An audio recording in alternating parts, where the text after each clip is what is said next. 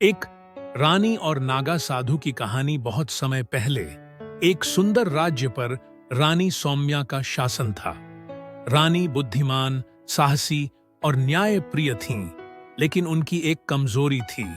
वह रहस्यों को लेकर हमेशा उत्सुक रहती थीं। एक दिन एक नागा साधु उनके राज्य में आए। साधु के आने की खबर पूरे राज्य में फैल गई, क्योंकि उनकी अलौकिक शक्तियों की कहानियां प्रसिद्ध थीं। साधु एकांत प्रिय थे और पहाड़ों में एक गुफा में रहने लगे। रानी को साधु से मिलने की जिज्ञासा हुई।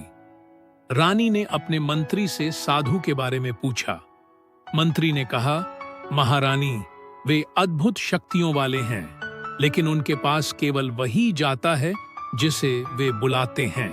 यह सुनकर रानी की जिज्ञासा और बढ़ गई। कुछ दिनों बाद रानी ने साधु से मिलने की ठानी। वे साधारण वेश में गुप्त रूप से गुफा तक पहुंची। साधु ध्यान मग्न थे।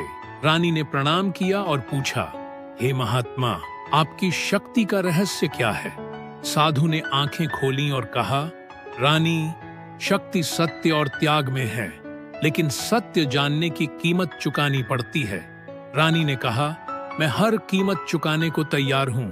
साधु ने मुस्कुराते हुए कहा, तो सत्य को जानने के लिए तुम्हें अपने सबसे प्रिय चीज का त्याग करना होगा। रानी ने तुरंत हामी भर दी। साधु ने रानी को एक जलती हुई मशाल दी और कहा, इस मशाल को लिए बिना पीछे देखे मेरे साथ आओ। रानी ने मशाल ली और साधु के पीछे चलने लगी। उन्होंने एक भयानक जंगल, तेज धाराओं और अंधेरी गुफाओं को पार किया। रास्ते में उन्हें अपने महल, अपने परिवार और अपने धन की झलकियां दिखीं, लेकिन साधु के आदेश का पालन करते हुए उन्होंने कभी पीछे मुड़कर नहीं देखा।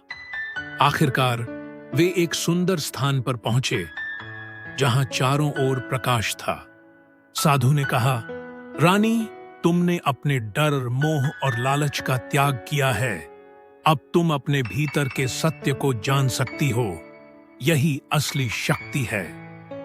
रानी को अब समझ आया कि उनकी जिज्ञासा ने उन्हें एक महान सबक सिखाया है। असली शक्ति आत्म अनुशासन और सत्य